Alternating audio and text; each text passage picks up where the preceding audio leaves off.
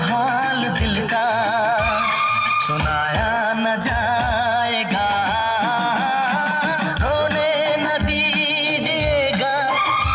जी हाँ मित्रों, रोने ना दीजिएगा वरना ये कट ऑफ का हाल सुनाया ना जाएगा। आप कहें ऐसा क्या हो गया? देखिए 2016 से लेके ये 2023 के बीच हर साल करीब हज़ार वैकेंसी निकलती है। वैकेंसी के हिसाब से करीब 5% कमी आई थी। लेकिन 2016 में कट ऑफ था 116 जो कम होके हो गया 75। तो कट ऑफ के हिसाब से देखो तो 35% कट ऑफ गिर चुका है। अब आप कहेंगे हाँ तो भाई पेपर टफ होगा तो इसलिए कट ऑफ कम हुआ है। तो ऑब्वियस सी बात है ना, इसमें वीडियो बनाकर ये रुदन विलाप करने का क्या मतलब है? वो रुदन विलाप इसलिए ज़रूरी है ताकि ये जो कीचड़ फैल चुका है उसमें आप लोग गिरने से कैसे बचे अपने अगले अटेम्प्ट में, उसकी तो बात होना ज़रूरी है। तो इस वीडियो में मैं कुल मिलाकर अलग अलग 11 मिस्टेक्स, 11 गलतियां जिनसे आपको बचना है उसकी मैं बात करना चाहता हूँ। सबसे पहली गलती जिससे आपको बचना है, हर राह चलते आदमी में अपना रॉबिन हुड और मसीहा ढूंढना बंद करो। आजकल ज़्यादातर विद्यार्थियों की दिनचर्या, उससे भी आगे डेली रूटीन नहीं, वर्षचर्या, पूरे साल की उनकी रूटीन क्या बन चुकी है कि मुझे हर राह चलते टॉपर, टीचर और यूट्यूबर में अपना रॉबिन हुड ढूंढना है क्योंकि मुझे खुद पर यकीन नहीं है, मैं हीन भावना से ग्रसित हूँ, I am suffering from some inferiority complex. तो भाई आप सिर्फ पेज और पैसा देख के दूसरों का कल्याण करें, खुद का कल्याण नहीं करें। सफलता की ऐसी कोई गुप्त चाबी अगर है भी तो वो PYQ के अंदर है, वो उसके बाहर नहीं। देखिए एग्ज़ाम टफ थी ये तो सब मानते हैं, कट ऑफ लो है ये भी सब मानते हैं, पर सीट तो कोई खाली नहीं गई ना कुछ तो लोग सिलेक्ट हो ही गए, सीट कोई खाली नहीं गई। तो आपका नंबर उसमें क्यों नहीं था? उसका आपको सेल्फ एनालिसिस, आत्मन मंथन करना चाहिए कि क्या मेरी तैयारी में गलती थी या फिर कि मैं जिसको अपना मसीहा और रॉबिन हुड मान के बैठा था वही टीचर्स और टॉपर दगा दे गए। तो गब्बर के ताप से या UPSC के ताप से आपको कौन बचा सकता है? गब्बर के ताप से तुम्हें एक ही आदमी बचा सकता है, एक ही आदमी, खुद गब्बर। जी हाँ, सिर्फ और सिर्फ एक आदमी बचा सकता है, खुद UPSC के PYQ। मैं आपको एक एग्जांपल दूं। कोई भी पेपर होता है उसमें कुछ थियरी के प्रश्न होंगे कि फॉर एग्जांपल डायरेक्ट और इनडायरेक्ट टैक्स में क्या फ़र्क होता है। कुछ करंट अफेयर्स के प्रश्न होंगे कि लेटेस्ट बजट के अंदर क्या टैक्स में चेंज किया गया। तो मतलब वो 1 साल पुराना कोई प्रश्न आ जाए। कुछ ऐसे होंगे जो 2 साल या उससे पुराने हो, जैसे GST जो 2017 में आया हो, तो अभी तो आप बोलेंगे क्या है वो, करंट अफेयर्स नहीं है लेटेस्ट, वो तो कंटेम्पररी इशू है, कई सालों से चल रहा है।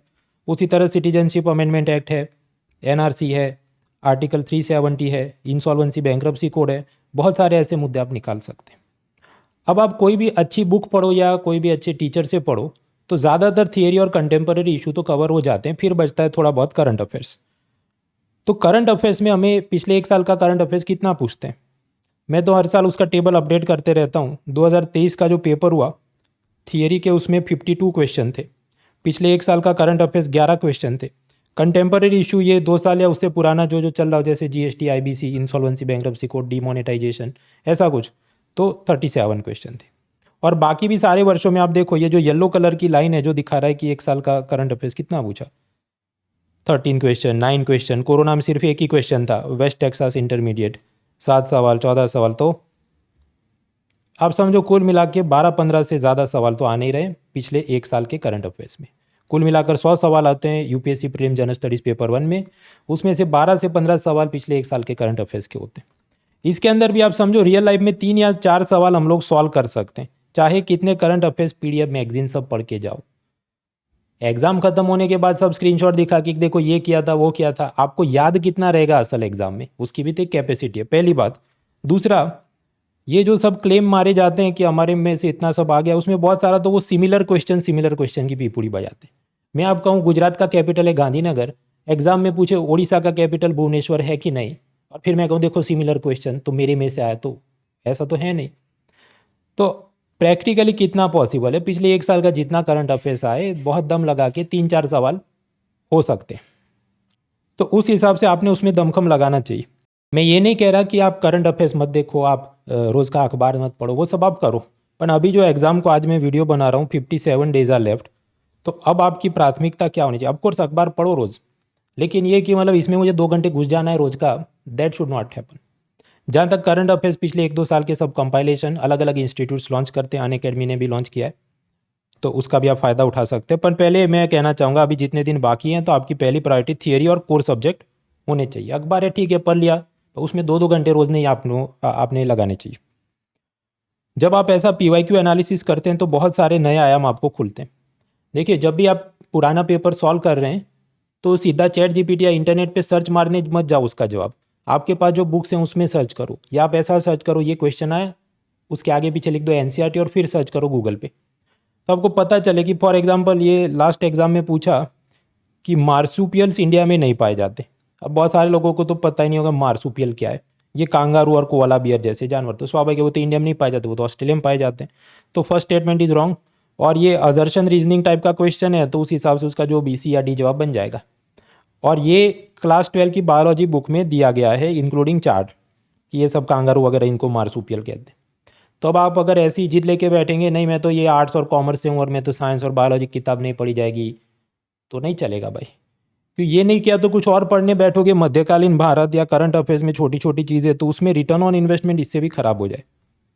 सो you have to put effort. इसमें आप कितने वर्षों तक रोते रहेंगे कि IIT और साइंस वालों और इंग्लिश मीडियम वालों को UPSC फेवर कर रहा है। देखिए UPSC तो जो है वो अपनी रीति रिवाज बदलने वाला नहीं है। आपको उस भीड़ में धक्का मार के आगे बढ़ना है तो आपको मेहनत बढ़ानी होगी। तो कठिन पेपर के हिसाब से अपनी रणनीति स्ट्रेटेजी में क्या बदलाव होना चाहिए, उसमें 3-4 घंटे की वो सब कहानी है, पहले मैं कई बार कर चुका हूँ। रिपीटर्स मिस्टेक ऐसी पूरी एक प्लेलिस्ट है इस अनस्टॉपेबल चैनल पे, आप देखना। तो पहली गलती तो ये हमने समझी कि सब में मसीहा ढूंढने मत बैठो, रॉबिन हुड ढूंढने मत बैठो, खुद PYQ एनालाइज करो, पता चल जाएगा किधर अपनी खामी हो रही है। दूसरा आपको बचना है क्रिस्टोफर नोलन के फैन बॉयज से बचे। 2023 की प्रीलिम में हिस्ट्री के ये प्रश्न देखो कि होयसला, गहादवाला, काकातीय और यादव इनमें से कौन से साम्राज्य 8वीं सदी के अंदर मौजूद थे। मात्र 1, मात्र 2, मात्र 3, सभी के सभी। अब ये ऐसी चीज़ है दिस इज टफ, इसमें कोई दो बात है नहीं, क्योंकि इसमें आपको 2-3 पता हो। अब ये गहादवाला हो सकता है बुक में दिया अपन, इतना कहाँ याद रहने वाला है। लेकिन कुछ जो टीचर्स होते हैं वो क्या है, वो क्रिस्टोफर नॉलन के फैन बॉय है। तो उनको सब क्या इंसेप्शन मूवी जैसा लगता है कि जो भी आता आपको सपना आ जाना चाहिए था कि वो dream with in dream with in dream तीसरे लेयर में था और आपको पता होना चाहिए था। या फिर कि उनको अपनी टंगड़ी ऊंची रखनी है कि मैंने पढ़ाया था, मेरा एकेडमिक रोमांटिसिज्म है। तो कबूलते ही नहीं है वो कि भाई ये सब याद नहीं रह सकता, ये मुश्किल है। उनको बस वही इंसेप्शन मूवी याद है कि देखो dream with in dream with in dream के थर्ड लेवल पे कोई सपना आ जाए तो उसको इंसेप्शन कहते हैं। उसी तरह ये हिस्ट्री में ये पूछा तो ये 3-4 लेवल का डीप है, तो इसमें आप ऐसा नहीं और ऐसा नहीं और ऐसा एलिमिनेशन लगाओ तो आपका हो जाएगा। और ऐसा मैंने क्लास में उड़ता उड़ता हिंट दिया था, यानी कि मैंने सब पढ़ाया था। तब ये लोग भूल जाते हैं कि वो उनको हिस्ट्री का क्वेश्चन ईजी लग सकता है क्योंकि वो हिस्ट्री टीचर है। उनको सिर्फ और सिर्फ 50 GB की दिमाग की कैपेसिटी हो तो उसमें हिस्ट्री याद रखना है 50 GB में। जो एक आम स्टूडेंट है उसके दिमाग की कैपेसिटी भी 50 GB हो तो उसमें उसने GS के 8 सब्जेक्ट याद रखने होते हैं। Geography, environment, agriculture, history and culture, polity, governance, IR defence, economy, government scheme, science और ये स्पोर्ट्स अवार्ड्स वगैरह, और उसके ऊपर नोवा और जोड़ो कौन CSAT, तो वो तो नहीं कर सकता ना भाई। उसी तरह ये जो क्रिस्टोफर नॉलन के फैन बॉय टीचर्स हैं और उनके जो बने हुए टॉपर्स आते हैं उनकी भी अलग ही चलती है कि भाई ये तो हिस्ट्री और ज्योग्राफी में ये तो quite manageable, science quite manageable, मैं तो कुछ अलग से पढ़ के नहीं गया था और ये वाली एलिमिनेशन टेक्निक से हो गया। तो उनको मेरा सवाल है भाई तुम अधूरी बात मत बोलो, पूरी बात बोलो, खुल के बात बोलो कि हिस्ट्री मेरा ऑप्शनल सब्जेक्ट था इसलिए मैं अलग से कुछ पढ़ के नहीं गया था, ज्योग्राफी मेरा ऑप्शनल सब्जेक्ट था इसलिए मैं अलग से कुछ पढ़ के नहीं गया था, या मैं तो साइंस का गोल्ड मेडलिस्ट, तो मुझे तो ऐसे ही देख के पता चल जाता है कि प्रेशर कुकर का हैंडल और उसका ढक्कन बड़ा हो या छोटा तो उस हिसाब से खाना गर्म होता है कि नहीं। तो उनके लिए आसान है, सबके लिए वो आसान नहीं है। मैं आपको इसलिए बता रहा हूँ ये जो क्रिस्टोफर नॉलन के ये सब फैन बॉय पढ़े हैं उनकी ब्रेन वॉशिंग से बचो, वरना धीरे धीरे वो आपके अवचेतन मन यानी सबकॉन्शियस माइंड में एक हीन भावना उत्पन्न करते हैं कि आप इसलिए पास नहीं हो पा रहे क्योंकि आप उनके जैसे बुद्धिमान नहीं है, या फिर कि आपको पूरा दिन वही एक सब्जेक्ट लेके बैठा रहना है, जबकि ये सत्य नहीं है। कोई भी रट्टेबाज आदमी बिना ज़्यादा बुद्धि नहीं हो तो भी पास कर सकता है, ये सब कहने की बात है। UPSC पास करना मतलब आप समझो वो कोई आपकी बुद्धि और चरित्र का प्रमाण पत्र नहीं है। 2017 की बात है, एक IPS था सफ़ीर करीम, तो IPS में सिलेक्ट हुआ, अपन उसको IAS बनना था, दोबारा एग्जाम देने गया तो उसने क्या किया, ब्लूटूथ कान में लगाया था और चोरी करा था, पकड़ा गया। फिर और देखने वाली बात है, इसका एथिक्स में सबसे ज़्यादा नंबर था पिछले साल, उससे पिछले साल जो एग्ज़ाम दिया होगा। तो ये सब में आप मत जाओ, ये जो फैन बॉयज़म है उससे आप बचो, दूसरों को भी और खुद को भी। तीसरी जो आपको तकलीफ या गलती से बचना है, अपने नोट्स अपडेट नहीं करने वाले कोचिंग वालों से बचिए। वो ऐसी बात है, टिपिकली ज़्यादातर हिंदी मीडियम के कोचिंग वालों की दिनचर्या नहीं वर्षचर्या, पूरे साल वो क्या करते हैं, पूरे साल क्या शेर व शायरी, सेमिनार, वर्कशॉप और रील्स बनाने, ग्राहक ढूंढने के लिए। मई महीने में प्रीलिम हो जाए, हालांकि इस साल क्योंकि इलेक्शन के चलते डिले हुआ है, पर मई महीने में यूजुअली प्रीलिम होता है। उसके बाद रुदन विलाप करना है कुछ हफ्तों तक कि हिंदी माध्यम के साथ अन्याय हो रहा है। मेरा कहना यस इट इज़ करेक्ट, पर ये तो आप पिछले 1 दशक से बोल रहे हैं ना, यही रुदन विलाप है कि हिंदी माध्यम वालों के साथ अब अन्याय हो रहा है। तो मेरा ये प्रश्न है भाई, तो तुम अपने कोचिंग के नोट्स कब अपडेट करोगे जिसमें ये नए नए जात के जो जटिल और कठिन प्रश्न पूछे जा रहे हैं उसको आप अपडेट करो ना। तो फिर यूपीएससी तो अपनी रीति रिवाज बदलने वाला है नहीं, तो आप कोई धक्का मार के आगे बढ़ना है तो खुद को और मजबूत करना पड़ेगा। तकलीफ ये है कि जब भी ये परीक्षा पेपर कठिन आए या कुछ भी हो जाए गलत और सही, क्या ये लोग अपनी गलती या कमियां कबूलेंगे? Will they accept that deficiencies? जवाब है नहीं। ये सब कोचिंग वाले क्या करेंगे कि ये तो हिंदी माध्यम वालों के साथ अन्याय हो रहा है, वो ये कबूल नहीं करेंगे कि भाई ये तो पिछले 3 साल से कोरोना के बाद से पेपर ऐसा ही बन रहा है और हमारी गलती है कि हम अपने नोट्स अपडेट करवा के बच्चों को नहीं देते और हम बस शेर व शायरी और रील्स में व्यस्त रहते। और ये सिर्फ हिंदी मीडियम के कोचिंग वालों की तकलीफ है ऐसा नहीं, बायलिंगुअल और इंग्लिश मीडियम वालों की भी ऐसी ही कोचिंग वालों की तकलीफ है। उनकी तकलीफ क्या चल रही है बायलिंगुअल और इंग्लिश वालों की, उनको नोट्स अपडेट नहीं करने तो वो अलग पीपूड़ी बजाते हैं। वो ऐसा प्रोपोगेंडा फैलाते हैं कि कॉन्सेप्ट इंपॉर्टेंट है, फैक्ट इतने इंपॉर्टेंट नहीं है, जो कि संपूर्ण रूप से गलत है, खासकर पिछले 3 पेपर से। आप ये सवाल देखो, आप जानते हैं कि यूनियन गवर्नमेंट को 100 रुपये टैक्स में आए तो उसमें से फाइनेंस कमीशन यानी वित्त आयोग कहेगा कि नीचे स्टेट्स को आप पैसों का हिस्सा दो, कितना देना है 15, फाइनेंस कमीशन बोल के 41%। अब प्रश्न है तो उसमें से बिहार को कितना मिले, केरल को कितना मिले, गुजरात को कितना मिले, उसको बोलते हैं हॉरिजॉन्टल डेवोल्यूशन। तो उसके अंदर ये 4-5 फैक्टर में से कितने थे ऐसा पूछा गया। तो इसमें कोई कंसेप्ट नहीं है, ये तो फैक्ट ही है ना कि ये 5 इंडिकेटर थे, उसमें से कितना है आपको याद होना चाहिए और आपको रट के जाना चाहिए। तो दीज आर फैक्ट्स। लेकिन क्योंकि कोचिंग वालों को अपने नोट्स अपडेट नहीं करने, तो वो पीपूड़ी क्या बजा, नहीं concepts are more important, facts तो ठीक है तुम देख लेना वगैरह भाई। और इससे भी आगे फिर वो बढ़ जाते, यूपीएससी टेस्टिंग आईक्यू नहीं ईक्यू, तंबूरे का आईक्यू ईक्यू, ये तो फैक्ट है ना, तो फैक्ट आप पढ़ाते क्यों नहीं, रटाते क्यों नहीं, नोट्स और पावर पॉइंट में अपडेट क्यों नहीं करते। अब कुछ लोग सवाल करेंगे कि भाई तुम दूसरों पे कीचड़ उछाल रहे हो तो खुद का मटेरियल कभी अपडेट भी किया है कि नहीं। जवाब है हाँ, मैंने तो किया और मैं इसीलिए बदनाम भी हो जाता हूँ कि इसके तो नोट्स बहुत लंबे हैं। पिछले कुछ सालों से हो ये रहा है कि शेयर मार्केट में कुछ अलग जात के यूनिक किस्म के प्रश्न पूछे जाते हैं जो पहले नहीं पूछे जाते थे। तो मैंने उस हिसाब से अपना हैंडआउट, पहले शेयर मार्केट करीब 50 पेज था, अभी बढ़ा के 70 पेज किया। तो मैं तो ट्रेंड के हिसाब से चीज़ों को अपडेट करते रहता हूँ, और नहीं पूछा तो भी मैं तो कबूल कर लेता हाँ कि भाई नहीं था, अगले बार मैं और अपडेट करूँगा। और ऐसे जो भी नए अपडेट्स हैं तो पुराने विद्यार्थियों को मैं फ्री में दे देता हूँ। ऐसी मेरी सीरीज़ चलती है विन 24 सीरीज़, उसके अंदर भी कई सारे फ्री लेक्चर्स हो चुके हैं। 100 पेज से ज़्यादा का सब हैंडआउट भी अपलोड हो चुका है, वो सब आप डाउनलोड कर सकते हैं, link is in the description. और ये फ्री है सबके लिए, आप पुराने स्टूडेंट थे या नहीं थे। आगे और कौन सी गलती से बचना है, ट्रेंड प्रिडिक्शन से बचे। ये मैं खुद ही हूँ, 10-12 साल पहले का वीडियो बनाया होगा।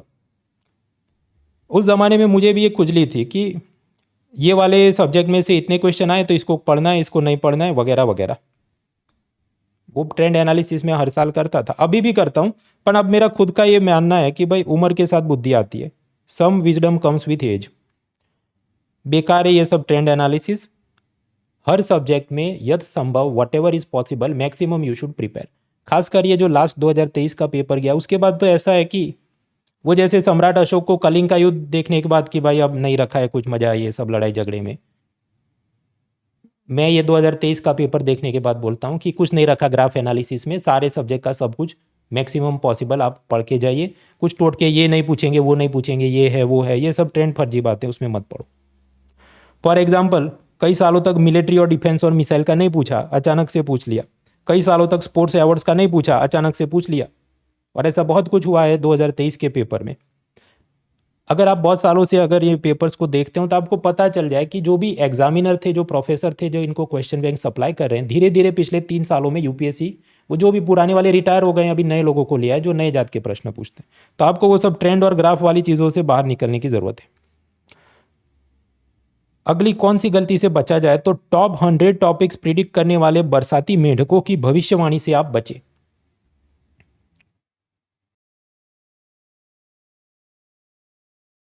मित्रों, हर साल ये अब 1-2 महीने बचते हैं जब प्रीलिम को, तो 100 मोस्ट इंपॉर्टेंट टॉपिक्स की प्रिडिक्ट करने का ढिंडोरा लेके बहुत सारे लोग आ जाते हैं। मेरा प्रश्न है, क्या यूपीएससी सच में पूछती भी है कि नहीं। एक बार मैंने सुकून से एनालिसिस किया, 2016-17 की बात है। ये वीडियो पॉज करके आप टेबल देखना, मैं आपको जूम इन करके थोड़े मुद्दे बताऊं। 2016 नवंबर में आप जानते हैं डिमोनेटाइजेशन, नोटबंदी हुई। तो उसके बाद क्या 2017 की प्रीलिम में पूछा गया? अभी तक कुछ नहीं पूछा नोटबंदी का। फिर 2016 में एक इंसॉल्वेंसी बैंक्रप्सी कोड आया था, उसका नहीं पूछा। प्रधानमंत्री किसान योजना 6,000 का सब किसानों को पैसा बांटेंगे, उसका भी नहीं पूछा। ये मकान मालिक जो बिल्डरों से मकान खरीदते हैं उसको प्रोटेक्ट करने के लिए रेरा एक्ट है, उसका नहीं पूछा। उस साल और चर्चा में क्या चीज़ें थी 2016-17 की हम बात करें, गूगल टैक्स या इक्विलाइजेशन लेवाई, वो पूछा अपन, वो कैसा 2 साल बाद पूछा 2018 में, और वो भी एकदम टफ चीज़ पूछी थी जो असल में किसी नोट्स मटेरियल में थी नहीं। फिर एक बैंक बोर्ड ब्यूरो बनाया था सरकारी बैंकों में चेयरमैन एमडी सबको सिलेक्ट करने के लिए। हालांकि वो तो ऐसी चीज़ है कि बनी उसके 3 साल बाद 2019-22 वगैरह में कुछ पूछी गई। तो बात यह है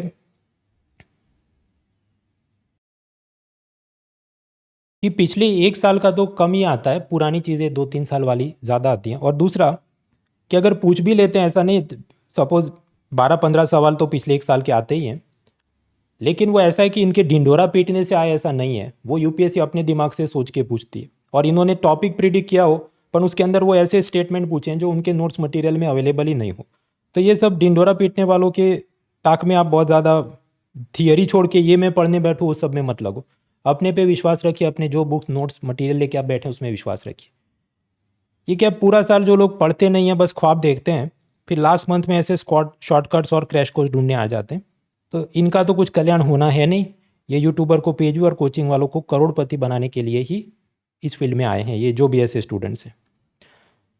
देखिए, शॉर्टकट से काम हो नहीं सकता। 1-2 महीने की कोई तैयारी हो या पूरा साल कुछ नहीं करो और फिर अचानक से आप, तो it is not going to help you. सुकून से तैयारी करनी हो तो मान लीजिए अभी से लेके अगले साल की प्रीलिम्स तक, और उसके बाद भी कुछ और महीने तैयारी करनी पड़े अगले साल मेंस तक, तो 2024 अप्रैल से लेके 2025 जुलाई जून तक अगर आप खींचे, करीब 15 महीने होते हैं, जिसके अंदर आपको बेसिक्स पढ़ना है, prelims, mains, optional, CSAT, answer writing, ये सब पढ़ना है। तो उसके लिए भी अनअकैडमी के सारे कोर्सेज और एक्सेस आपको अब मिलती है सिर्फ 2999 में, तो आप इसका फ़ायदा उठा सकते हैं। तो छोटे ड्यूरेशन के अगर आप सब्सक्रिप्शन लेते हैं जैसे 6 महीने के, तो कई बार ये होता है कॉलेज की एग्ज़ाम और नौकरी के बोझ के चलते आप असल में देख ही नहीं पाते उतने लेक्चर्स, और फिर लगे अब मैं क्या करूं। तो बेटर कि ये जो 15 मंथ्स की आपको अपॉर्चुनिटी है at just 29,999 using the code monal.org, उसका फ़ायदा उठाइए। अनअकैडमी इज़ लाइक नेटफ्लिक्स, एक ही सब्सक्रिप्शन में सारे सब्जेक्ट के सारे कंटेंट और चीज़ें अनलॉक हो जाती हैं। प्रीलिम और मेंस की टेस्ट सीरीज़ है, mains test series with answer key, doubt resolution, सब कुछ, तो इसका आप फ़ायदा उठाइए। खैर आगे बढ़ते हैं। ये जो पेपर टफ है, कट ऑफ नीचे चला गया, तो क्या लोग माफ़ी मांगेंगे कि नहीं? हाँ, तो भाई वही बात है, ये यूपीएससी की सोच होगी कि माफ़ी मांगेंगे, ऐसा कुछ होता नहीं। जब मैं तैयारी करता था तब भी पेपर, तो देखिए, ये तो रिलेटिव चीज़ है कि पेपर टफ है। उस ज़माने में जब आज का टफ पेपर नहीं था, तो मेरे ज़माने में मुझे भी लगता था हाँ भाई ये जो आया वो मैक्सिमम टफ पेपर है। तब मैं भी ऐसा सोचता हूँ कि देखो यूपीएससी वालों ने कोचिंग क्लास की कमर तोड़ दी और अब तो ये सब बंद हो जाएगा। तो उस बात को भी कितने वर्ष हो गए, मैं कॉलेज में गया 2003 में या 4 में से लेके अब तक तो 20 साल होने आए, तो तब भी जो कोचिंग वाले थे वो अभी भी हैं, पहले से ज़्यादा उनके स्टूडेंट की एडमिशन बढ़ गई है। तो यूपीएससी असल में किसी की कोई कमर तोड़ नहीं पाती, क्योंकि आप समझते हैं 3-4 साल में जो फेल होने हैं वो चले जाएंगे, फिर नए आएंगे तो वो तो भूल गए होंगे, तो फिर वो वापस अपने फैन बॉयज़म में लीन हो जाएंगे। तो कोई माफ़ी तो मांगने वाला है नहीं। कोचिंग वाले दोषारोपण कर देंगे यूपीएससी पे कि हिंदी माध्यम के साथ अन्याय हो रहा है। ये रॉयल एंटी टॉपर और इन्फ्लुएंसर वो भी दोषारोपण कर देंगे कैंडिडेट्स के ऊपर ही कि भाई ये तो यूपीएससी टेस्टिंग आईक्यू नहीं ईक्यू, और आपको सपना आ जाना चाहिए था कि ऐसा होता है, और यूपीएससी तो हमेशा ट्रेंड से हटके पूछता है। तो भाई तुम 100 टॉपिक प्रीडिक्ट क्यों कर रहे थे? तो फिर तुमको बोलना चाहिए कि ट्रेंड के हिसाब से कुछ नहीं आना चाहिए। खैर अगली जो गलती से आपको बचना है, एक्यूरेसी नंबर ऑफ अटेम्प्ट से ज़्यादा इंपॉर्टेंट है, समझते हैं। ये जो अभी 75-76 मार्क के आसपास कट ऑफ आया 2023 की प्रीलिम का, तब समझो अगर 100 क्वेश्चन पूछे गए जीएस प्रीलिम पेपर 1 में और हर एक क्वेश्चन के 2 मार्क होते हैं करेक्ट किया तो, अगर आपने 40 सही किए होते तो 2 मार्क के हिसाब से कितने 80 मार्क आते, 80 मार्क। हो सकता है आपके 6 गलत भी आपने टिक किए हो तो उसके माइनस कुछ आपके कट जाते, क्योंकि उसके माइनस कितना 0.67 जैसा कटता है। तो भी आपने मतलब 46 क्वेश्चन अटेम्प्ट किए जिसके अंदर आपके 40 करेक्ट थे और बाकी गलत थे, मतलब एक्यूरेसी के हिसाब से 87% एक्यूरेसी हो तो भी आप कट ऑफ को क्लियर कर जाते। तो 100 में से 100 सवाल अगर आप नहीं टिक करते तो भी आपका काम हो जाता। लेकिन अगर आप ज़्यादा टिक करने के चक्कर में मान लीजिए आप 90 क्वेश्चन टिक करते जिसके अंदर 50 सही होते और 40 गलत होते, और ये गलत इसलिए होते क्योंकि बुक्स में दिया ही नहीं ऐसी सब अतरंगी चीज़ें वो पूछ रहे हैं, तो बात कैसी चले, आपने 90 टिक किए जिसके अंदर से 50 आपके सही हुए, तो एक्यूरेसी 55%। और ये प्लस माइनस जब करोगे कि ये 50 सवाल जो अपने सही हो तो 100 मार्क आए, लेकिन 40 जो गलत हुए उसका नेगेटिव में कटा, तो हो सकता है आपके 73 मार्क हो जाए जो आपको असल में 75 के कट ऑफ से नीचे गिरा देंगे। तो ये जो 90 क्वेश्चन टिक करके जाना है ये सब फर्जी बातें हो रही है। ये वैलिड कब थी, कोरोना से पहले वाले टॉपर्स, खासकर 2015-16 के पेपर ऐसे थे कि आप कम भी पढ़ के गए होते और कुछ भी टिक कर देते तुक्के मार के तो भी आपका ही मतलब सही हो जाता। तो उस ज़माने के जो टॉपर्स हैं उनकी रील्स काट छांट के बनाई जाए तो वो तो हमेशा ऐसा ही कुछ बोलते होंगे, हाँ 90 में तो टिक करके आया था। और उनके जो ज़माने के कोचिंग वाले हैं जिन्होंने उसके बाद पेपर एनालाइज करना ही छोड़ दिया और किसी एक आध सेमिनार में टॉपर के साथ बैठा और सुन लिया 90 टिक करना है, तो बस वो वही राग आलापते 90 टिक करना है, 90 टिक करना है। भाई पेपर देख तो लिया करो, 90 कहाँ से। एग्ज़ाम ख़त्म होने के बाद मैं तो खुद से वो आंसर की बनाने बैठता हूँ तो नहीं, जवाब ही नहीं मिलते, किताब में नहीं मिलते, नेट पे नहीं मिलते। नेट पे भी 3-4 अलग अलग जवाब मिले, खासकर साइंस के, तो कहाँ से आप इतने सारे करेक्ट टिक करने वाले थे। तो इसलिए ये सब 50-50 एलिमिनेशन और ये तुकबाजी से थोड़ा बचिए, ऐसी मेरी सलाह है। देखिए 50-50 एलिमिनेशन क्या है, जो तैयारी कर रहे हैं उनको तो पता है, जो नए विद्यार्थी जो अभी जुड़ रहे हैं इस चैनल के साथ उनको मैं थोड़ा बैकग्राउंड दे देता हूँ। मान लीजिए आपको एक MCQ पूछा जाए, गुजरात का कैपिटल क्या है, मोरबी, मोटेरा, अहमदाबाद, गांधीनगर। अब आप कहेंगे भाई मोरबी और मोटेरा तो हो नहीं सकता, ये तो इतनी फेमस जगह है नहीं, सो 50% चांस है कि अहमदाबाद होगा और 50% चांस है कि गांधीनगर होगा।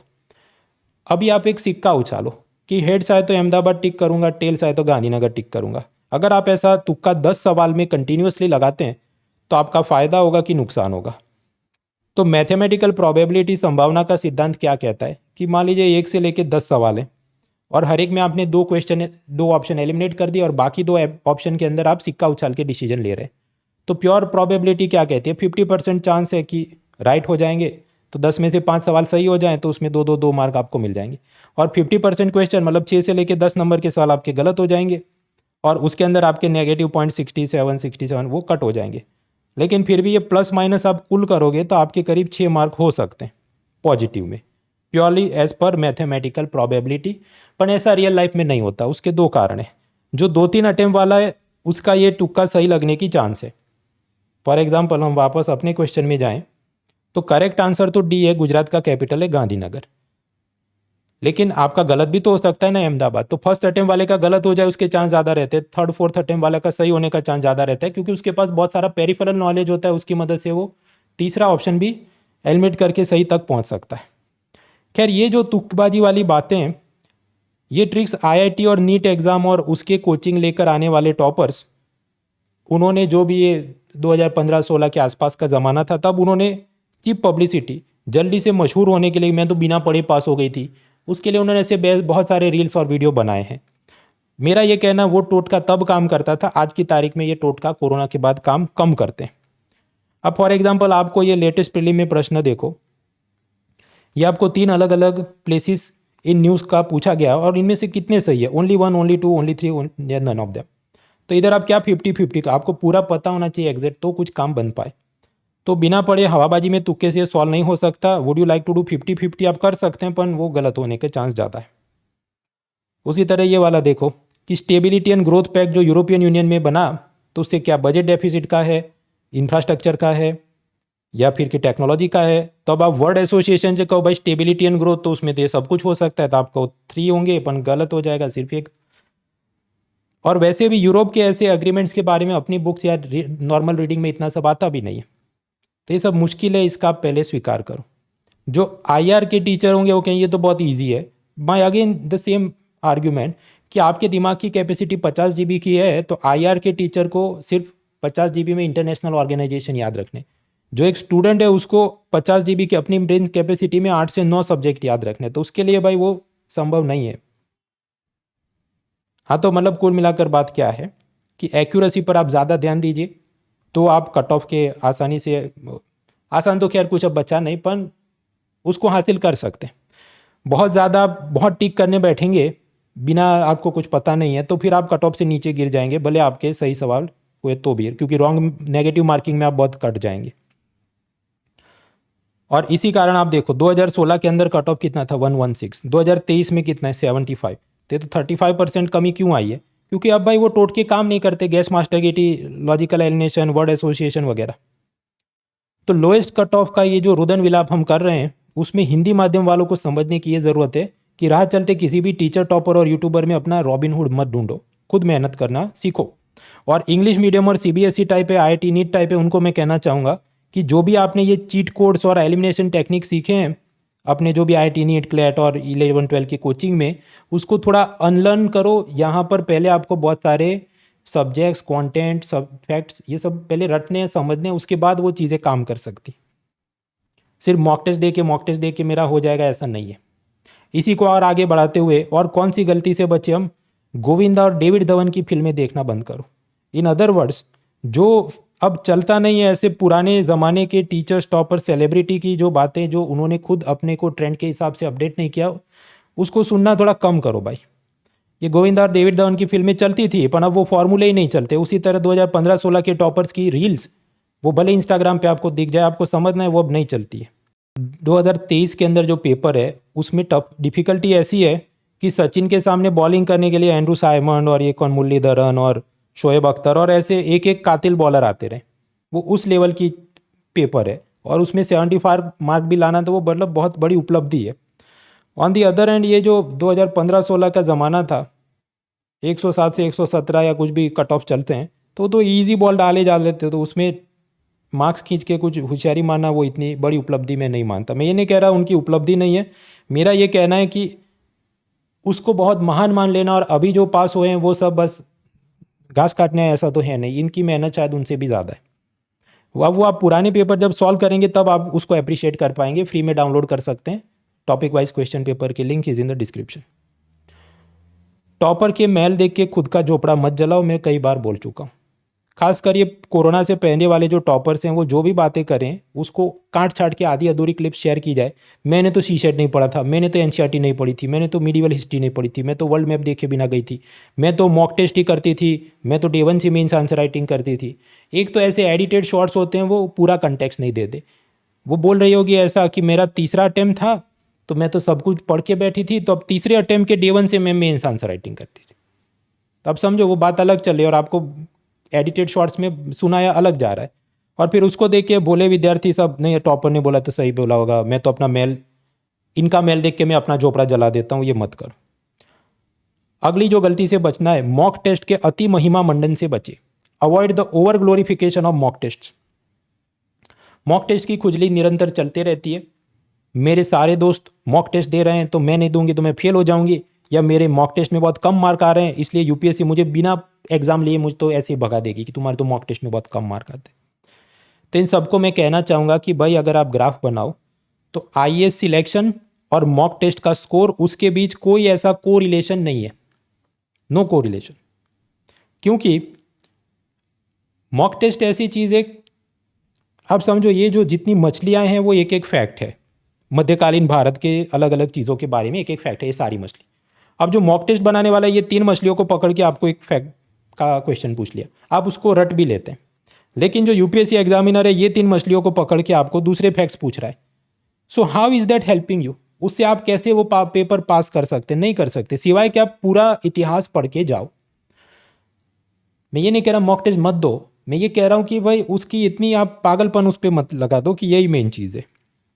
आप समझो अगर CSET का पेपर हो तो उसमें आपको फॉर्मूला याद रखनी है, speed into time equal distance. उसके बाद आपको क्या करना है, ढेर सारे आपने उसमें मॉक टेस्ट देने, तो वो वाली चीज़ बराबर है, वो maths, reasoning, bank, CAT exam के लिए वाजिब है कि मॉक टेस्ट आर इंपॉर्टेंट। अपनी जो आईएएस एग्ज़ाम है और उसका ये जो जीएस पेपर है, उसके अंदर आप समझो मॉक टेस्ट के मुकाबले थियरी और फैक्ट पहले आपको बहुत सारे रटने पड़ेंगे, तभी आपको वो चीज़ काम करे। वरना वो अंधेरे में आपने 4 चीज़ें पकड़ ली तो उतना याद है, यूपीएससी ने अंधेरे के दूसरे कोने से कुछ पूछा, आपको जवाब ही नहीं हो सकता। प्रश्न ये भी हो सकता है तो फिर ये मॉक टेस्ट का इतना ओवर ग्लोरिफिकेशन क्यों है? उसके लिए मैं जिम्मेदार मानता हूँ कि ये जो 2011 में यूपीएससी ने सीसेट का पेपर इंट्रोड्यूस किया, उसके बाद बहुत सारे bank, staff selection, CAT exam के कोचिंग क्लास वाले वो भी यूपीएससी के धंधे में उतर आए। अब उनके पास अच्छे टीचर नहीं थे पढ़ाने के लिए और उनको करोड़पति बन जाना था, तो वो क्या करेंगे? वो बस मॉक टेस्ट की हवा बनाएंगे, टॉपर से थोड़ा बुलवा देंगे पैसा दे के या जो भी। तो एज अ रिजल्ट ना कि हवा बन चुकी है कि मॉक टेस्ट बहुत इंपॉर्टेंट है। ये ऐसी बात है, शादी का फोटो खींचना ज़रूरी नहीं है, प्री वेडिंग का एल्बम बनाना बहुत ज़रूरी है। तो प्री वेडिंग का एल्बम बनाने का तो कहाँ भारत में रिवाज है, ये तो विदेशी चीज़ है ना। भारत में क्यों? क्योंकि स्टूडियो वालों को पैसा कमाना है। तब उसको समझिए। सबसे पहले आप topic wise previous year papers solve करिए, और ये भी फ्री में डाउनलोड कर सकते हैं, link is in the description. जैसे ही आप वो सॉल्व करें, मतलब पहले तो आप सिलेबस कंप्लीट करो, उसके बाद इसे सॉल्व करो, तो अपने आप एक आप बाउंड्री वॉल बना पाएंगे कि भाई मुझे इतना पढ़ना है, ये वाला नहीं हो सकता, इसको छोड़ देना है। बाकी आप इतना बड़ा चौड़ा सिलेबस आप कंप्लीट नहीं कर पाएंगे। सिलेबस ख़त्म करो, पीवाईक्यू सॉल्व करो, उस हिसाब से अपने नोट्स को अपडेट करो कि ये 4 नई चीज़ पूछ रहे हैं, मुझको पढ़ना है। फिर आप मॉक टेस्ट प्रैक्टिस करिए, मैं उसकी मनाही नहीं कर रहा, वो आपको करना चाहिए, आपकी स्ट्रेंथ स्टेमिना को इंप्रूव करता है। But that is the most important thing. सब्जी रोटी दाल चावल काम का नहीं है, मुझे ये रशियन सलाद ही खाना है, वो ठीक बात नहीं। और इसमें भी पैसे देने की कोई ज़रूरत नहीं है। अनअकैडमी की तरफ से फ्री में मॉक टेस्ट होते हैं, 2 प्रकार के होते हैं। 1 घंटे 50 क्वेश्चन की मॉक टेस्ट होती है UPSC, Unacademy civil service championship test. उसके अंदर ये आपको लैपटॉप, फ़ोन्स, स्कॉलरशिप वगैरह भी मिलता है, तो इसका आप फ़ायदा उठा सकते हैं। कौन कौन सी तारीख पे होता है वो आपको नीचे मिल जाएगा। ये 7 अप्रैल, 5 मई, 19 मई वगैरह चलते रहता है। और फिर आपको यूएआई पीएमटी भी होता है, मतलब वो रियल यूपीएससी जैसा 2-2 घंटे की टेस्ट हो, जीएस और सीसेट की, वो भी आप दे सकते हैं। वो भी अलग अलग तारीख पे होता है जो यहाँ पर आपको दिया गया है। So take benefit of all this things. अब बात आती है और किन गलतियों से बचना है। सोलो, वन मैन शो या सस्ते कोर्सेज से बचें। सेल्फ स्टडी कर लो, पर अपना टाइम वेस्ट मत करो। देखिए, आपको प्रोफेसर बनना है तो ये यूजीसी वाले बोलते हैं कि नेट की परीक्षा पास करो, जो कि मैंने की है, पर बाकी लोग फिर धमाल करते हैं। तो फिर यूजीसी वो भी डबल डोल के टाइप का करता है, कभी बोलता है कंपलसरी है, कभी बोलता है कंपलसरी नहीं है नेट पास करना। खैर, यूट्यूब पे पढ़ाने के लिए कोई ऐसी एलिजिबिलिटी टेस्ट या क्वालिफिकेशन नहीं है। कोई भी लक्ष्मीकांत का कट पेस्ट मार के आजकल टीचर बन गया है। अभी कुछ लोग कहेंगे तो तुम खुद भी तो यूट्यूब पे पढ़ाते हो ना, तो दूसरों पे क्यों कीचड़ उछाल रहे हो। देखिए, यूट्यूब मेरे करियर का 100% नहीं है। ऑफलाइन में भी मेरा काफ़ी लंबा अनुभव है। गुजरात में एक सरकारी संस्था स्पीपा, जहाँ पर मैंने कई सालों तक मैं एसोसिएट रहा हूँ। 2015 का ये फ़ोटो है, ये मैं हूँ पीछे। प्राइम मिनिस्टर मोदी जी हैं, उनके घर पे हम गए थे दिल्ली में, क्योंकि उस साल गुजरात में से करीब 20 टॉपर्स ये संस्था में से सिलेक्ट हुए थे। तो ऑफलाइन का भी लंबा चौड़ा एक्सपीरियंस है। अभी मैं ऑनलाइन में इसलिए हूँ क्योंकि यहाँ ज़्यादा लोगों के साथ आप जुड़ सकते हैं। तो यूट्यूब का भी मेरा एक्सपीरियंस है। ये पीछे गोल्ड बटन है, 10 लाख सब्सक्राइबर पे मिलता है शायद। यूट्यूब पे मैं कहना चाहूँगा, वन मैन शो टीचर से बचे। आप कहें तुम खुद भी तो शोबाजी करते हो। नहीं भाई, मैं सिर्फ एक सब्जेक्ट पढ़ाता हूँ, इकोनॉमी। बाकी सब्जेक्ट पढ़ाने के लिए अनअकैडमी के पास पूरी टीम है। ज्योग्राफी एनवायरनमेंट के लिए सुदर्शन सर हैं, हिस्ट्री के लिए प्रतीक नायक सर हैं, पॉलिटिक्स के लिए सिद्धार्थ सर हैं, सीसेट के लिए मधुकर सर हैं। और ये सिर्फ बायलिंगुअल की हम बात करें। अगर आप प्योर इंग्लिश मीडियम में, we have a separate team, क्योंकि उसके लिए जो भी आपकी वोकेबलरी और उनको पढ़ाने की जो पैडागॉगी, पढ़ाने का तरीका है, वो थोड़ा बदलना पड़े, तो उनके अलग पूरी टीम है। सरमद महराज सर पढ़ाते हैं पॉलिटी, और बाकी उनकी पूरी टीम है। तब समझो, division of labour, specialisation over subjects, ये है। ऐसा नहीं कि एक ही आदमी सारे सब्जेक्ट पढ़ा रहा है सारे मीडियम के लिए, तो फिर उसका वो सब्जेक्ट के ऊपर, उस लैंग्वेज के ऊपर कितना कमांड होगा, कंटेंट और नोट्स उसके कितने होंगे, वो नहीं होंगे ना। तो मेरा ये कहना है कि यूट्यूब पर आप सब वन मैन शो टाइप की चीज़ों से बचें, सस्ते ऐप से बचें, क्योंकि वहाँ पर होता यह है कि एक ही टीचर सारे विषय पढ़ाए, तो कोई भी एक सब्जेक्ट का उसके पास बेस्ट मटेरियल नहीं होगा। वो केवल लक्ष्मीकांत और स्पेक्ट्रम के कष्ट पेश मार के आपको पावर पॉइंट पढ़ा रहा है, टाइम पास कर रहा है, आपके 1-2 साल बर्बाद हो, फिर आपको पता चले मैं तो गलत दिशा में था, तब तक घर से जो सपोर्ट मिल रहा है वो भी ख़त्म हो गया हो, तो that does not help you. So better go for the proper systematic studies. छोटे इंस्टीट्यूट्स और सोलो टीचर्स की तकलीफ एक और क्या होती है, उनकी गाड़ी में उनको हमेशा ये रहता है कि मैं जितने बच्चे 20 लोग मेरी गाड़ी में बैठे तो उनको मैं बेस्ट पढ़ाऊँ अगले 6 महीने तक. वो ऐसा नहीं सोचेंगे. वो क्या सोचेंगे, मैं अभी एक नया बैच लॉन्च करता हूँ ताकि और 20 लोग आ जाए तो मेरे पास 40 बच्चों की फ़ी हो जाए, और फिर उसके लिए यूट्यूब पे ये वो क्लिकबेट कंटेंट बनाते रहूँ. तो जो एग्जिस्टिंग बच्चे हैं जो फ़ी भर चुके हैं उनके ऊपर उनका प्रॉपर अटेंशन बहुत कम रहता है. इसलिए मैं कहना चाहूँ ये सस्ते सोलो टीचर्स और स्टैंड अलोन कोर्सेज से आप बचें. आप समझो यूट्यूब पर अगर 1 लाख सब्सक्राइबर हैं आपके, तो जब कन्वर्जन होता है सेल का तो 100 लोग मुश्किल से पेड कोर्स खरीदते हैं. तो फिर आपको वो 100 लोग को आप पढ़ाना चालू करो बराबर, और फिर आप यूट्यूब पे कंटेंट नहीं बनाओ तो फिर हो सकता है अगले बैच में आपको सिर्फ 30 लोग आए, उसके अगले बैच में 10 लोग आए, तो हमेशा आपको फिर यूट्यूब के ऊपर बहुत सारा क्लिकबेट चलाते रहना पड़े. तो उसके चलते पेड लर्नर को वो फुल अटेंशन देना पड़े. हमेशा यूट्यूब पे कुछ नया क्लिकबेट करके मैं लोगों को कैसे लाता रहूँ उसी में लगे रहते हैं. बड़े इंस्टीट्यूट्स में होता क्या फ़ायदा है कि क्योंकि उनके टीचर्स को जो भी सैलरी और पैकेजेस सब दिए होते हैं और उनको काम दिया होता है उस हिसाब से वो करते हैं. फॉर एग्जांपल मैं पूरे दिन यूट्यूब पे आपको नहीं दिखता, हफ्ते में 1-2 वीडियो बना देता हूँ, वो भी छोटे लेंथ के होते हैं. क्योंकि अब समझो मेरी बैच चल रही है फरवरी से चालू हुई जो करीब मई महीने तक चलेगी, तो उनसे फ़ी लिए तो मैं हमेशा अपनी प्रायोरिटी क्या होगी, जिनसे फ़ी लिए मैं उनको ठीक से पढ़ाऊँ. तो उनके जो भी गुरु शुक्र शनि रवि क्लासेस चलते हैं उसके नोट्स हो, क्विज़ करना हो, उनका डाउट रेजोल्यूशन भी पर्सनल लेवल पे मैं करता हूँ. कुछ बार उसके सैम्पल वीडियो भी डालता हूँ. डाउट दरबार नाम के वीडियो होते हैं, आप इस प्लेलिस्ट ये यूट्यूब चैनल पे देखना. So all those activities take time. तो बेहतर है आप ढंग के इंस्टीट्यूट से पढ़े. सस्ते कोर्स हानिकारक क्यों हो सकते हैं, क्योंकि वो टीचर को एक्सपीरियंस नहीं होगा, या वो कम घंटे पढ़ा के 5 लेक्चर के अंदर हिस्ट्री पढ़ा दिया, ऐसा सब चलता हो, या बैच जल्दी जल्दी निपटाए हों ताकि दूसरा बैच लॉन्च करूँ तो और बच्चे मेरी गाड़ी में बैठ जाएं. So none of that is helping you. बेहतर होगा कि आप स्ट्रक्चर तरीके से पढ़ें किसी पेड कोर्स में. अदरवाइज सेल्फ स्टडी से पढ़ो. सेल्फ स्टडी में भी कुछ गलत नहीं है, पर सस्ते कोर्स के अंदर आपका टाइम वेस्ट होता है. जहाँ तक अनअकैडमी की बात है तो अनअकैडमी सस्ता है कि नहीं, जवाब यहाँ है 15 मंथ सब्सक्रिप्शन फॉर 29,999 ओनली. और ये भी ऐसा 15 महीने, मतलब इतना ज़्यादा क्यों. अभी अप्रैल है, से लेके basics prelims mains optional answer writing तक आप पहुँचोगे तो अगले साल के अप्रैल तक तो आप आ जाओगे, और उसके बाद भी मेंस का सब जो पढ़ना हो तो 15 महीने तो हो जाने, और उसकी आपकी कॉम्प्रिहेंसिव तैयारी होती रहे bye top educators. Notes, doubt resolution, power point, ये सब आपको मिल सकता है. टॉपर्स को भी फ़ायदा हुआ है बहुत सारे. आप इंटरव्यू देख लो, टेस्टिमोनियल देख लो, तो आप उसका फ़ायदा उठा सकते हैं. फिर मुझे कहना है सीसेट को नज़रअंदाज करने से बचें. आपका ये तो फैशन है ना, सब लोग बोलते हैं, तुम बोलोगे तो क्या बड़ी बात है. बड़ी बात यह है मैंने खुद कैट एग्ज़ाम दिया है 2011 में, मेरे 96 परसेंटाइल थे. और मैं जब सीसेट का पेपर देखता हूँ 2023 का तो काफ़ी टफ दिखता है. खासकर कैट एग्ज़ाम में एक अलग से सेगमेंट पिलर या मतलब चैप्टर है, नंबर सिस्टम या नंबर थियरी. समझो वो खुद में ही 200-300 पेज की किताब जितना होता है, और उसको भी 3 बार आप गिन के जाओ तब जाके कुछ सॉल्वर तो भी गारंटी से बोल नहीं सकते कि मेरा सॉल्व हो जाएगा. उस लेवल की चीज़ें यहाँ पर पूछी जा रही है. So it is tough, do not take it casually. आप अगर ऐसा सोचते हो कि ये कॉम्प्रीहेंशन और रीजनिंग कर दूंगा तो मैथ्स नहीं किया तो चल जाएगा, ऐसा है नहीं. वो सवाल ही ऐसे हो जाते हैं कि आप किसी एक सेक्शन की प्रोफिशिएंसी से पूरा कट ऑफ आपका निकल नहीं सकता.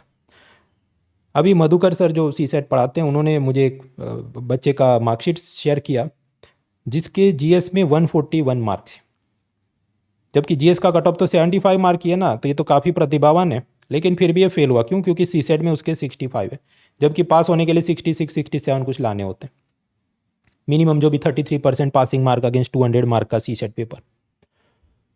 तो क्या आपको लगता है यूपीएससी के ऑफिस में ऐसी चर्चा हुई हो कि सर लड़का ये जीएस में प्रतिभावान है, 140 मार्क लाया है, एक कृपा गुण ग्रेस मार्क देकर इसको पास करते हैं ना? कुछ नहीं करेंगे वो. यूपीएससी के पास सब कुछ है, दया नहीं है. There is no mercy for UPSC. UPSC आप कितने बुद्धिमान हैं, या आप कितने देशभक्त हैं, या देश की कितनी सेवा करेंगे, कितना ईमानदारी से आप सब रहना चाहेंगे, मैं तो दहेज नहीं लूँगा, कुछ उनको इससे कोई लेन देन नहीं है। They are only focused on कि ये पूछा था, रूल्स के हिसाब से इतना मार्क तुम लाए कि नहीं। तो प्योरली उस हिसाब से आपने डिस्पैशनेट होके, बिना रोमांटिसिज्म के हर एक सब्जेक्ट को ट्रीट करना है। आप समझो प्रीलिम के अंदर GS paper 100 question 2 mark 200 mark का है, आप 82 मार्क लेके आए तो वो कट ऑफ नहीं है। अगर आप सीसेट पास नहीं करते तो आप फेल हो। अब दूसरा कैंडिडेट ऐसा हो कि मान लीजिए उसके जीएस में 75 है और सीसेट में 67 है, तो सीसेट में वो पास हो गया ना, तभी जाके तो जीएस का उसका सब दिखा जाएगा, तो फिर हाँ वो कट ऑफ है 75। तो इसलिए कट ऑफ इतना नीचे जाने का एक कारण क्या है कि ये सीसेट का पेपर काफ़ी टफ हो चुका है, तो जीएस में जो लोग होशियार है, प्रतिभावान है, वो भी उसको पास नहीं कर पाए, तो नीचे उतरते उतरते कट ऑफ इतना नीचे गिर चुका है। खैर ये सीसेट के ऊपर और बारीकी से चर्चा करने के लिए मधुकर सर ने एक पूरा वीडियो बनाया, वो आप देखना। मधुकर सर का मैं आपको परिचय दूँ, अनअकैडमी पर वो सीसेट पढ़ाते हैं। इसकी मतलब क्या खास बात हुई, तो इससे पहले वो पढ़ाते थे मेरे ख्याल से टाइम इंस्टीट्यूट में, जो कैट के लिए काफ़ी फेमस है। टाइम इंस्टीट्यूट में ऐसा होता है कि किसी भी आदमी को फैकल्टी नहीं बनाते, फैकल्टी को भी पहले टेस्ट देना पड़ता है कि इतने टाइम के अंदर आप इतने क्वेश्चन सॉल्व करो। तो वो सब करके उन्होंने लंबे समय तक वहाँ पर पढ़ा, उनका पूरा एक्सपीरियंस है। And now he is with Unacademy. तो ये जो कोर्सेज लेते हैं सीसेट के, उसमें वो खास बात होती है कि दैट हेल्प्स यू जब एग्ज़ाम इतनी टफ हो रही है। Now what is the conclusion या वे फॉरवर्ड। तो कुल मिलाकर 11 मिस्टेक्स मैंने आपको बताई, वीडियो पॉज करके आप देखना। अब वे फॉरवर्ड में बात ऐसी है कि हम अगर ऐसा मान के चले कि फिर से ऐसा ही पेपर होगा और ऐसी डिफिकल्टी होगी और इतनी वैकेंसी है, तो कौन से सब्जेक्ट से आप नफरत करोगे तो काम नहीं चलेगा। ज्योग्राफी एंड एनवायरनमेंट करीब 30 सवाल उसी के अंदर से आते हैं, मतलब ये पिछले साल का नहीं, उसके भी 1-2 साल से ऐसा ही कुछ चल रहा है। ये सारे 30 question we can not solve, उसमें से समझ लो 15 सॉल्व कर पाए। पॉलिटी के 15 सवाल आए, उसमें से 10 सॉल्व कर पाए। आपके मैं तो लक्ष्मीकांत रट के बैठा हूँ भाई, उसके बार भी वो पूछते हैं, होमगार्ड वगैरह पूछा था, फ्लैब का डायमेंशन और कितना सेंटीमीटर होता है वो सब पूछा था, तो वो पढ़ना पड़ेगा। Economy and government schemes 18 question आए और 10 सॉल्व हो पाए। आप कहते तुम खुद इकोनॉमी पढ़ाते हो तो इतना मतलब क्यों कम अपने को आंक रहे हो? क्योंकि मैं रियलिटी में हवाबाजी करता नहीं, ये इतना भी हो जाए तो बड़ी बात है, क्योंकि वो बहुत सारी ऐसी चीज़ें पूछते हैं जो असल में बुक्स में होती नहीं। तो रियलिस्ट बन के चलना चाहिए। तो ये सब आप करेंगे तो 3 सब्जेक्ट में आपके करीब 35 क्वेश्चंस हो पाए। और फिर बाकी जो सब्जेक्ट हैं जैसे history, science, tech, sports, award वगैरह, उसमें जो जो आप कर पाएँ। कुल मिला के मान लीजिए आपने 40-60 किए हो, जिसमें 40 सही हो जाए और 6 गलत हो जाए तो 76 मार्क हो जाए। ऐसी कुछ एग्जैक्टली अगर पेपर होता 2023 का तो ऐसा कुछ खेल बन सकता था। मैं ये नहीं कह रहा हूँ कि ऐसा और ऐसा ही होगा फिर से, क्योंकि ऐसा ट्रेंड प्रिडिक्ट करना तो वो बात ही गलत है। मैं आपको बता चुका हूँ, कलिंग वॉर के बाद अब आपको ऐसे सब चीज़ों से बचना चाहिए। बट हाँ, अब क्योंकि आपके पास सिर्फ 57 डेज आर लेफ्ट, तो आप ये तो नहीं बोल सकते कि सारे सब्जेक्ट में सारा कुछ पढ़ के जाओ। तो कौन सी चीज़ों को प्रायोरिटाइज किया जाए, टारगेट किया जाए, तो ये कुछ सब्जेक्ट्स और कुछ एरिया आप देख सकते हैं। तो कुल मिलाकर सब्जेक्ट प्रायोरिटी क्या हो सकती है? Geography, environment, economy, polity, IR, ये एक सेगमेंट हुआ। उसके बाद हिस्ट्री, आर्ट, कल्चर, साइंस। आप कहे तुमने साइंस को हिस्ट्री के नीचे भी क्यों रखा? उसका कारण कि जो प्रश्न पूछे जाते हैं वो काफ़ी मुझे तो टफ लगते हैं। डिस्पाइट द फैक्ट कि मैंने भी साइंस पढ़ा है, लेकिन वो ऐसी चीज़ें पूछते हैं जो मतलब बहुत छोटी छोटी, अगर आप पढ़ के गए हैं न्यूज़पेपर पर, और न्यूज़पेपर में भी ऐसा मान लीजिए 4 साल पहले का द हिंदू से कुछ पूछे। अब जो टीचर्स हैं वो तो ये कह सकते हैं रोमांटिसिज्म यहाँ कितना महान है, पर अगेन 50 GB आपके ब्रेन की कैपेसिटी, तो 4 साल पहले का कितना रट के जाता है। And lastly miscellaneous general knowledge, missile defence, current affairs, sports, awards वगैरह। विद इन दैट स्पान के हिसाब से, चौड़ाई के हिसाब से प्रायोरिटी क्या हो सकती है? सबसे पहले थियरी, उसके बाद ये contemporary issues like article 370, bitcoin, GST, मतलब जो कई सालों से शाश्वत चल रहे हैं। और फिर आखिर में आता है पिछले 1 साल का करंट अफेयर्स। पूरे 100 क्वेश्चन में कौन सा इजी था, कौन सा टफ था पिछली एग्जाम में, ये सब मैं दिखा के बात करूँ तो और 4 घंटे चले जाएंगे, और वो हम ऑलरेडी कर चुके हैं। इसी अनस्टॉपेबल चैनल में आप जाना, प्लेलिस्ट आपको मिल जाएगी, प्रीलिम 2023 एनालिसिस, वो आप देखना, लेकिन सिलेबस कंप्लीट करने के बाद। और उस टफ पेपर के हिसाब से अपनी स्ट्रेटेजी में क्या बदलाव करना है, तो उसकी भी रिपीटर्स मिस्टेक की एक पूरी प्लेलिस्ट है, वो भी आप देखना। पर पहले आप थोड़ी पढ़ाई लिखाई करो उसके बाद। कुल मिलाकर देखो, ब्लाइंड फैन बॉयज़म, कंपटीशन को नज़रअंदाज करना, ट्रेंड के हिसाब से ना, ट्रेंड तो खैर है ही नहीं, पर कम से कम ये भी तो ट्रेंड है ना कि अब कोई ट्रेंड नहीं है और चीज़ें काफ़ी टफ हो गई है, तो कैजुअल एटीट्यूड नहीं चलेगा, सीसेट में मेहनत करनी पड़ेगी, वो सब आप करो, वरना आपकी एज अटेम्प्ट ख़त्म हो जाएगी और फिर हाथ में कुछ आए नहीं। वर्किंग प्रोफेशनल्स को भी मैं कहना चाहूँगा कि जो मेहनत बाकी लोग कर रहे हैं वही आपको करनी पड़ेगी। ऐसा कोई अलग से फ्लैश कार्ड और माइंड मैप और ऑडियो नोट में खरीद लूँगा, मेरे पास पैसा है तो भाई उससे कुछ, सबका एक ही पेपर निकलना है, आपका अलग कोटा नहीं है। एक्सेल फाइल बनाओ, टेंजिबल टारगेट रखो, इतने दिनों में ये ख़त्म करूँगा। अपने नोट्स, बुक्स और मटेरियल और टीचर्स पे विश्वास रखिए। रैंडमली रोज़ नया ढूंढने मत बैठो, बरसाती मेंढक बहुत आ जाएंगे क्योंकि अभी एग्ज़ाम करीब आने वाली है। अब ये डॉक्टर रघुराम राजन ने ऐसा बोला कि भारत का डेमोग्राफिक डिविडेंड उसको हम हासिल नहीं कर पा रहे, तो उसी को आगे बढ़ाते मैं कहना चाहूँगा भाई सरकारी परीक्षा की तैयारी करनी है तो ढंग से करो। आईएएस की करो तो आईएएस की, स्टेट सर्विस की करो तो स्टेट सर्विस की, वरना कुछ और नौकरी धंधा ढूंढ लो। जवानी के 5 साल ऐसे रोमांटिसिज्म में बर्बाद मत करो कि जहाँ हाथ में कुछ आए नहीं, दिखाने के लिए कुछ बचे नहीं। So I wish you all the best, let's crack it.